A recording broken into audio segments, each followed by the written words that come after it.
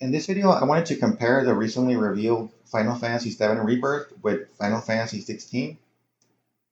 I think it's pretty interesting that we're getting two mainline Final Fantasy games in roughly the same year, with Final Fantasy 16 scheduled for summer of 2023 and Final Fantasy VII Rebirth scheduled for winter of 2023. Of course, I think winter of 2023 can technically also mean early 2024, so we'll see. I have to be honest, initially I wasn't so hyped about Final Fantasy 16. It just didn't really look like a Final Fantasy game to me.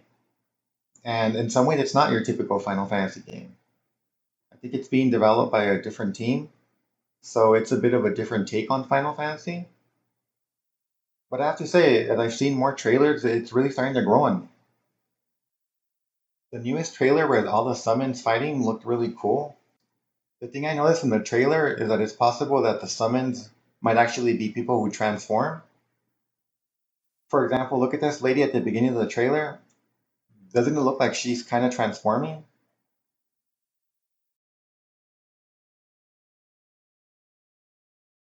And then I noticed this big guy, he says, if I take the field, our duel will shake the island to its foundation. If I take the field, our duel will shake the island to its foundations. And doesn't it look a lot like that big Titan summon? So again, this got me thinking that maybe the summons aren't actually summoned, but instead they're people who transform into them. And I guess it'd be the ones they're calling dominants in the game. Either way, I think the character I find most intriguing from the trailers is Shiva. For some reason, she just looks noticeably way more attractive than any of the other summons. And it got me wondering, who's her dominant? Who summons or turns into her or whatever? So I looked into it a little bit, and there's a lot of speculation that Shiva's dominant is Jill Warwick. You see her at the beginning of the first trailer. She's there with the two brothers, Clive Rossfield and Joshua Rossfield. And it looks like they're possibly going to be the three main characters, or at least three of the main characters. And while I still have no idea what the story is about or what's going on, there's a part at the end of the first trailer where we see the main character, Clive Rossfield, get older, and he's vowing to kill someone.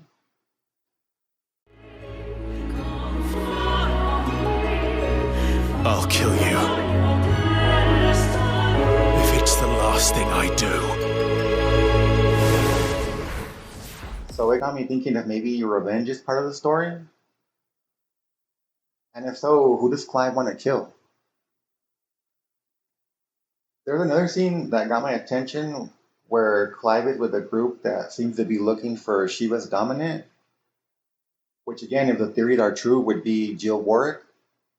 You all know the target. Shiva's dominant. And only the dominant. How do we even know the girl will be among them? So is it possible that Jill Warwick is who Clive wants to kill? Probably not. Although that would certainly be an interesting twist since from the trailer they seemed to be friends when they were young. But who knows? This is all just total speculation. I do think there's a good chance that Jill Warwick is Shiva's dominant. But as far as her being a villain or something like that, I think that's way too far stretched right now. Now, as far as the Final Fantasy VII Remake goes, of course it's a game I've been waiting for more than any other. Recently they revealed it, and it's officially called Final Fantasy VII Rebirth. The trailer itself was very minimal, it really didn't show much, but we know it's going to continue the story of the first part, where they apparently changed destiny. And there's so many questions, like will Eris die this time? Is Zack really alive? And if so, why is all this stuff happening?